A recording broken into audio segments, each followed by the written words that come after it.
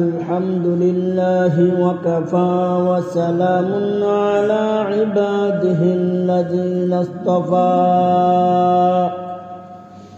أما بعد فقد قال الله تعالى في كلامه المجيد وفرقانه الحميد. أعوذ بالله من الشيطان الرجيم. بسم الله الرحمن الرحيم. وأوفوا بعهد الله إذا عاهدتم ولا تنقضوا الأيمان بعد توكيدها وقد جعلتم الله عليكم كفيلا إن الله يعلم ما تفعلون. وقال رسول الله صلى الله عليه وسلم لا إيمان لمن لا أمانة له ولا دين لمن لا عهد له. بارك الله لنا ولكم بالقرآن العظيم ونفعنا وإياكم بالآيات والذكر الحكيم. درود شريف পড়ি সবাই। اللهم صل على محمد وعلى آل محمد كما صليت على إبراهيم وعلى آل إبراهيم إنك حميد مجيد. اللهم بارك على محمد وعلى آل محمد كما باركت على إبراهيم وعلى آل إبراهيم إنك حميد مجيد. محترم হাজরিন, মহান আল্লাহ রব্বুল আলামিনের দরবারে অসংখ্য শুকরিয়া। তিনি আমাদেরকে অত্যন্ত দয়া করে আজকে জুমার দিনে জুমার নামাজ আদায় করার পাশাপাশি কিছু দিনই আলোচনা করার জন্য, শোনার জন্য পৃথিবীর সর্বশ্রেষ্ঠ স্থান মসজিদে আসার এবং বসার তৌফিক দান করেছেন। এজন্য দিল থেকে কালিমাতার শুকর আদায় করি, বলি আলহামদুলিল্লাহ। আমি আপনাদের সামনে পবিত্র কোরআন শরীফের সূরাতুন নাহলের 91 নম্বর আয়াতে কারিমা তেলাওয়াত করেছি। সূরাতুন নাহলের এই 91 নম্বর আয়াত গত পরশুদিন নবনির্বাচিত এমপি মন্ত্রীদের সামনে একজন আলেম এই আয়াতে কারিমা তেলাওয়াত করছেন। এটা আমি ফেসবুকে দেখছি। আয়াতে কারিমার মধ্যে আল্লাহ পাক রব্বুল আলামিন যেটা বলছেন সেটা হলো, তোমরা আল্লাহ তাআলার নামে কৃত ওয়াদা পূর্ণ করো। তোমরা আল্লাহ তাআলার নামে কৃত অঙ্গীকার পূর্ণ করো। আর এটা প্রথম অংশ। আর দ্বিতীয় অংশে আল্লাহ তাআলা বলছেন যে আল্লাহ তাআলার নামে কৃত শপথ, মানে আল্লাহ তাআলার নামে যে শপথ করা হয়, কসম করা হয়, তোমরা এই শপথ ভঙ্গ করো না। আর আয়াতের তৃতীয়াংশ শেষ অংশে আল্লাহ তাআলা বলছেন যে ইন্নাল্লাহা ইয়ালামু মা তাফআলুন, তোমরা যা করো, করতেছো, করবা, এই সব কিছু আল্লাহ তাআলা জানেন। এটা হলো আল্লাহ মানে এই আয়াতের অর্থ। আমি এই আয়াত নিয়ে আমার জ্ঞান অনুযায়ী আমি একটু লেখাপড়া করছি। লেখাপড়ার পর আমি যে সিদ্ধান্তে উপনীত হলাম সেটা হলো, আমি দেখলাম এই আয়াতের মধ্যে আমাদের দেশের না, দুনিয়াতে যত নেতা আছে সব নেতাদের জন্য অনেক বড় একটা শিক্ষণীয় বিষয় আছে। যে সমস্ত নেতারা, যত নেতাদের সামনে তেলাওয়াত করা হয়েছে এজন্য তাদের নাম নিয়ে বলতেছি, বাকি আল্লাহ তাআলা আমাদের সবাইকেই বলছেন, বোঝার জন্য বলতেছি। এই আয়াতে কারিমা অনুযায়ী কোন ব্যক্তি যদি তার জীবন যাপন করতে পারে, এই আয়াতের হুকুম অনুযায়ী সে যদি চলতে পারে, তাহলে সে পরকালে তো সম্মান পাবেই, পরকালে তো সে সম্মান পাবেই। আর দুনিয়াতে নেতা হওয়ার জন্য যা প্রয়োজন, অর্থাৎ ভোটের দরকার হয়, সমর্থনের দরকার হয়, ভালোবাসার প্রয়োজন হয়, হয় না কি বলেন? একজন মানুষের ভালো না বাসলে কেউ ভোট দেয়, সমর্থন করে? দুনিয়াতে নেতা হওয়ার জন্য ভোট লাগে, ভালোবাসা লাগে, সম্মান লাগে। তা কোনো ব্যক্তি যদি এই আয়াতে কারিমা অনুযায়ী তার জীবন যাপন করে, তার ভোটের জন্য, তার সমর্থনের জন্য, তার ভালোবাসার জন্য মানুষের বাড়িতে গিয়ে খয়রাত করা লাগবে না, মানুষ তার বাড়ি গিয়ে তার ভোট দিয়ে আসবে প্রখ্যান করে। কোন ব্যক্তি যদি এই আয়াতের বিপরীত চলে, এই আয়াতের যদি বিপরীত চলে, বিপরীত মানে হলো নির্বাচনের আগে দেখবেন কত রকমের ওয়াদা প্রতিশ্রুতি, এই করব সেই করব, এই করে দেবো সেই করে দেবো, মানে নির্বাচনের আগে অনেক, নির্বাচনের পরে অনেকেই পরিবর্তন হয়ে যায়, সবাই পরিবর্তন হয়ে যায় সেটা বলতেছিলেন, অনেকেই কিন্তু পরিবর্তন হয়ে যায়। তো যারা এই আয়াতের খেলাপ করবে, বিপরীত করবে, দুনিয়াতে সে জাতির কাছে গাদ্দার হিসেবে প্রমাণিত হবে। কি বলেন? সবাই তাকে জাতীয় গাদ্দার খেতাব দিয়ে দেবে যে তুমি তো অনেক কিছু বলছিলে, এখন তো কোনো কিছুরই খবর নাই। আর পরকালে আল্লাহ পাক রব্বুল আলামিন ওর ঘাড়ে, ওর উপরে গাদ্দারের সিলমোহর মেরে দেবেন। খুব কঠিন বিষয়। এটা হলো আল্লাহ তাআলার আদেশ এবং নিষেধের কথা বললাম। এরপরে এখন কে কি করতেছে না করতেছে এই সব খবর কার কাছে আছে? আল্লাহর কাছে আছে। এই জন্য আল্লাহ তাআলা আয়াতের শেষে বলছেন, ইন্নাল্লাহা ইয়ালামু মা তাফআলুন, তোমরা যা যা করো এই সব কিছু আল্লাহ তাআলা জানেন। এখন আসুন, আয়াতের মধ্যে আল্লাহ পাক রব্বুল আলামিন অঙ্গীকার পূরণের কথা বলছেন। অঙ্গীকার পূর্ণ করা, ওয়াদা করে ওয়াদা পূর্ণ করা, এটা হলো একজন ইমানদারের আলামত। কার আলামত? ইমানদারের আলামত। আর ওয়াদা করার পর ওয়াদা ভঙ্গ করা, এটা হলো মুনাফিকের আলামত। কিসের আলামত? মুনাফিকের আলামত। হিসেব কিতাব করে তারপরে কথা বলতে হবে। ওয়াদা ভঙ্গ করা মুনাফিকের আলামত।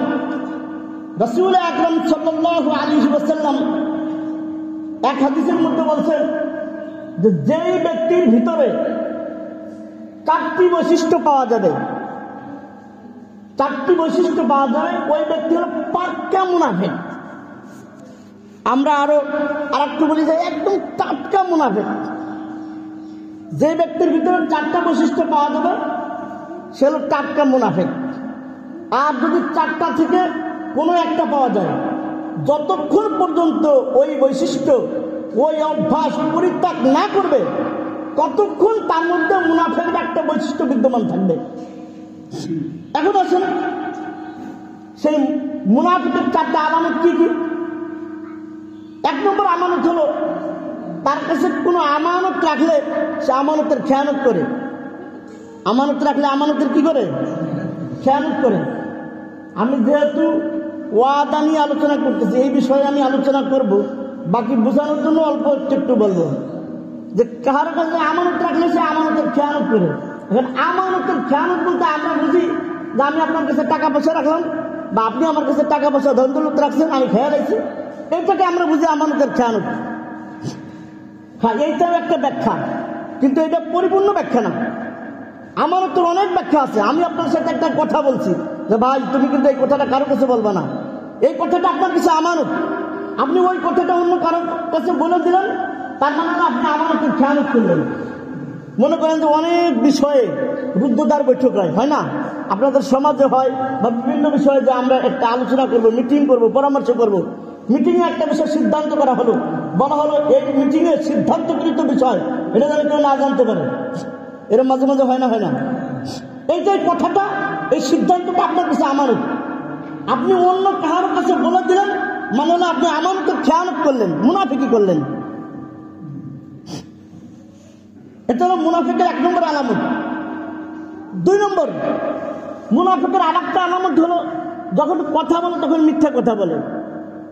ইদা হাদ্দাসা কাযাবা, যখন সে কথা বলে তখন কেমন কথা বলে?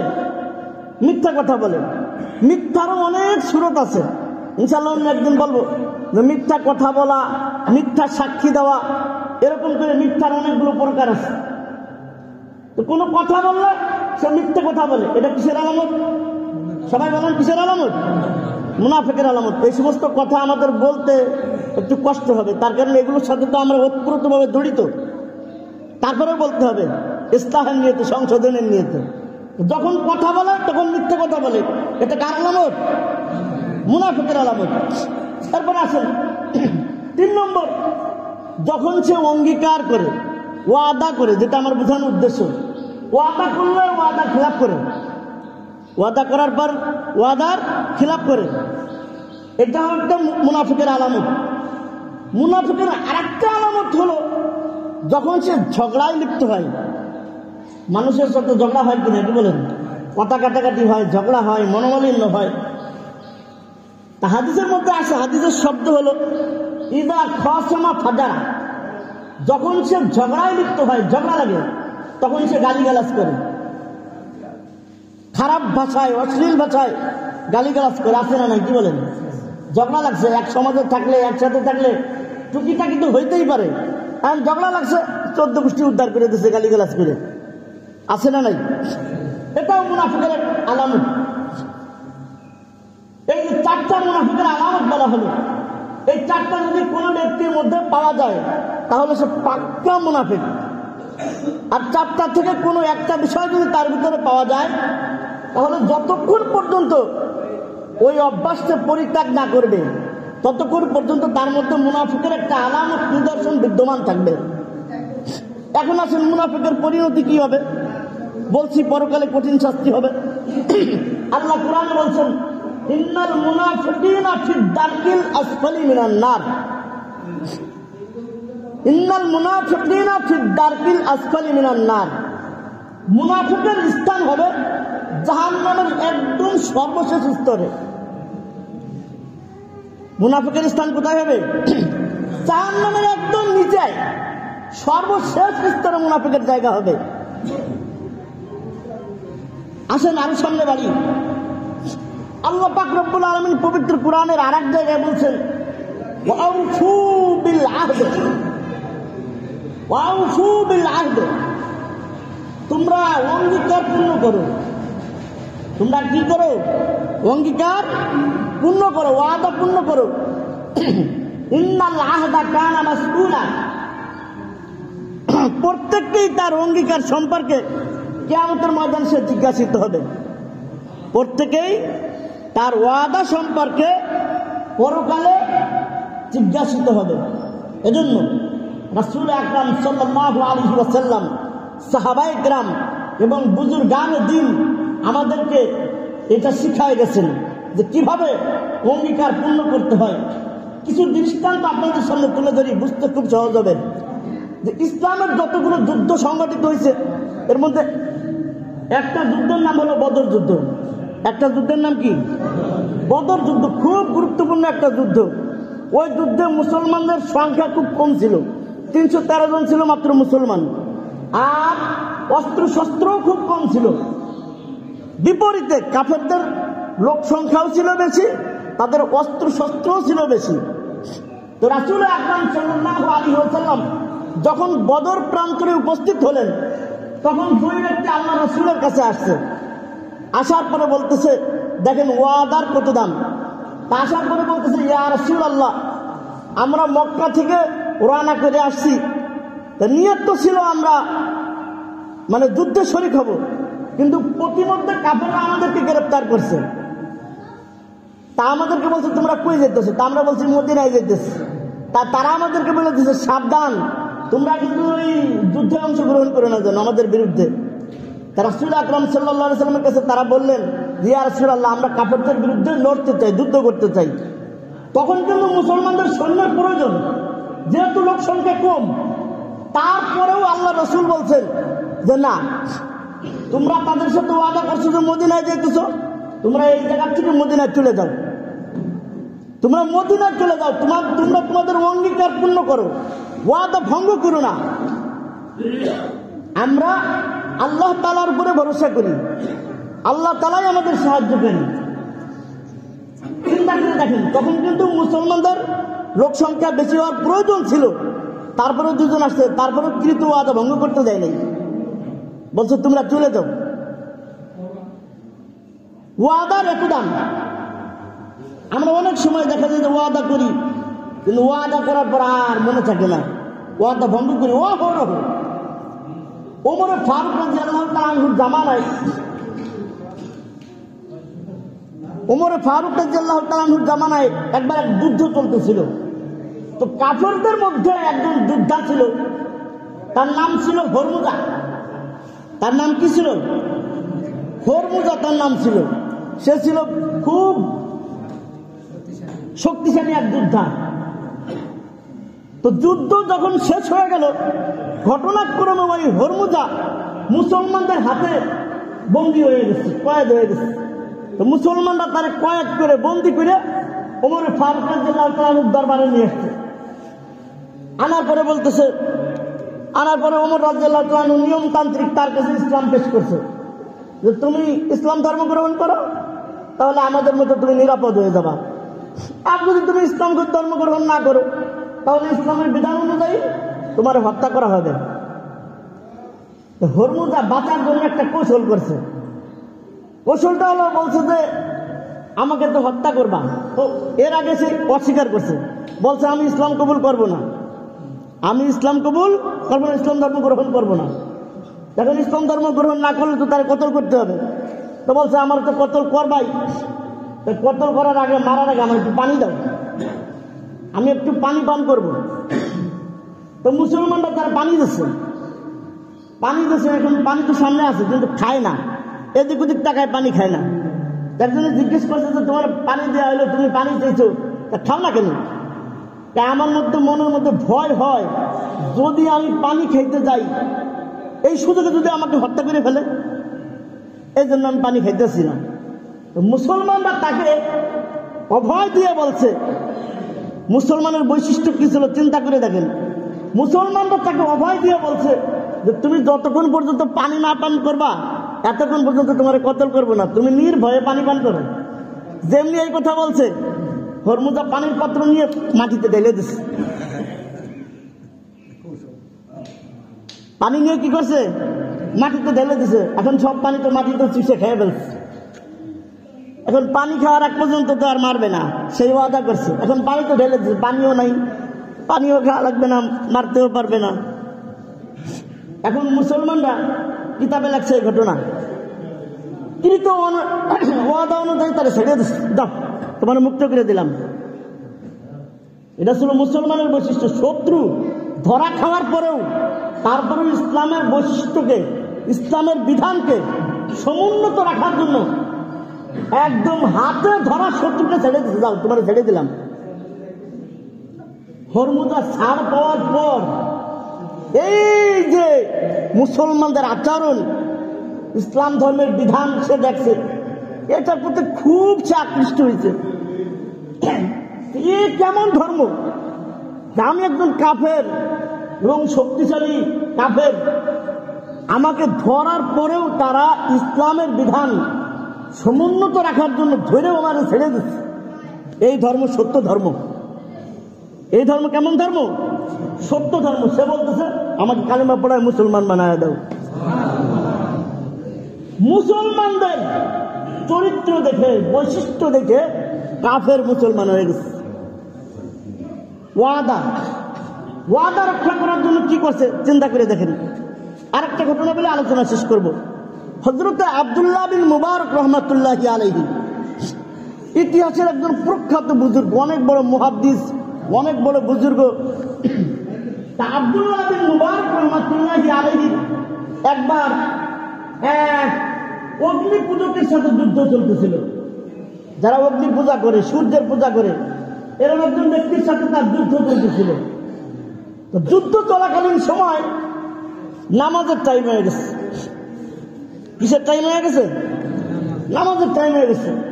তা আব্দুল্লাহ বিন মুবারক রাহমাতুল্লাহ আলাইহি ওই অগ্নি পূজক বা সূর্য পূজারীকে বলছে, আমার তো নামাজের টাইম হয়ে গেছে, তুমি আমার একটু নামাজের টাইম দাও।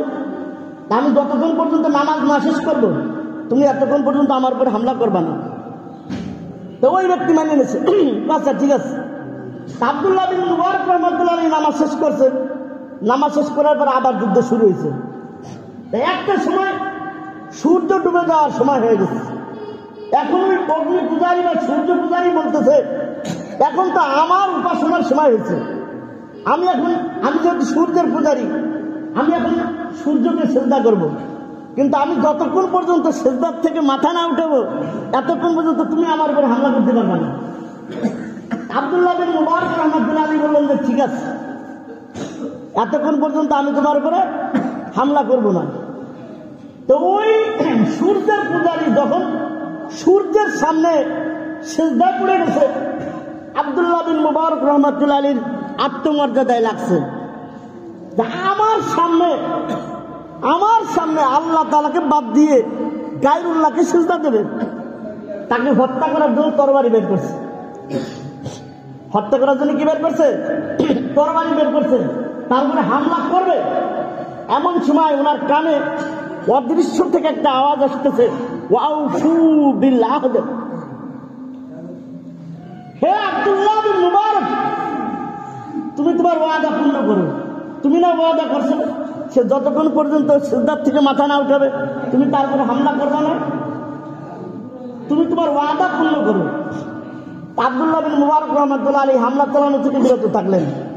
তার যখন সিজদা শেষ হলো, শেষ হওয়ার পরে বলতেছে, তুমি তো আমাকে মারার জন্য, হত্যা করার জন্য হামলা করতে গেছিলে, কিন্তু তারপরে বিরত রয়েছে, তো কোন কারণে বিরত থাকলাম?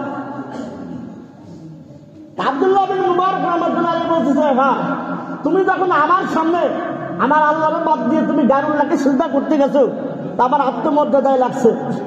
আমি তোমাকে যখনই হামলা করার জন্য গেলাম তখনই অদৃশ্য থেকে আমার কানে একটা আওয়াজ আসছিল, ওয়াউফু বিল আহদ। হে আব্দুল্লাহ বিন মুবারক, তুমি তোমার ওয়াদা পূর্ণ করো। এরপরে আমি তোমাকে হামলা করার থেকে বিরত রয়েছি। তো ওই সূর্যের পূজারী বলতেছে, তোমার আল্লাহ কত ভালো, তোমার আল্লাহ কত ভালো যে তার দোস্তকে আব্দুল্লাহ বিন মুবারক রাহমাতুল্লাহ আলাইহি, যে আল্লাহ তার দোস্ত আব্দুল্লাহ বিন মুবারককে তার শত্রুর ব্যাপারে সাবধান করতে পারে। তোমার আল্লাহ কত ভালো, তোমার ধর্ম কত ভালো। তাহলে এই ধর্ম কখনোই মিথ্যা ধর্ম হইতে পারে না। এই মুহূর্তে আমাকে কালিমা পড়ায় মুসলমান বানায় দাও। ওয়াদা রক্ষা করার ফলাফল, কিসের ফলাফল বুঝালাম এতক্ষণ ধরে? ওয়াদা রক্ষা করার ফলাফল বুঝালাম। এই আয়াত, যে আয়াতের আলোচনা এতক্ষণ যাবত করলাম, এই আয়াত গত পরশুদিন আমাদের দেশে নবনির্বাচিত এমপি মন্ত্রীদের সামনে একজন আলেম তেলাওয়াত করছেন। আমি চিন্তা ভাবনা করে দেখলাম, এই আয়াতটা যদি নেতারা যদি শুধু কানে না শুনে তাদের বাস্তব জীবনে ফিট করতে পারত, তাহলে তাদের নেতা হওয়ার জন্য, এমপি হওয়ার জন্য, মন্ত্রী হওয়ার জন্য, ভোট চাওয়ার জন্য মানুষের বাড়ি যাইতে হইতো না। মানুষ তাদের ভোট তাদের বাড়িতে নিয়ে পৌঁছে দিয়ে আসতো। আল্লাহ তাআলা আমাদেরকে, আমরা যত ওয়াদা করি এই ওয়াদাকে পূর্ণ করার তৌফিক দান করুন। ওয়া আখিরু দাওয়ানা আলহামদুলিল্লাহি রাব্বিল আলামিন। যারা সুন্নাত পড়েন না পড়ে না।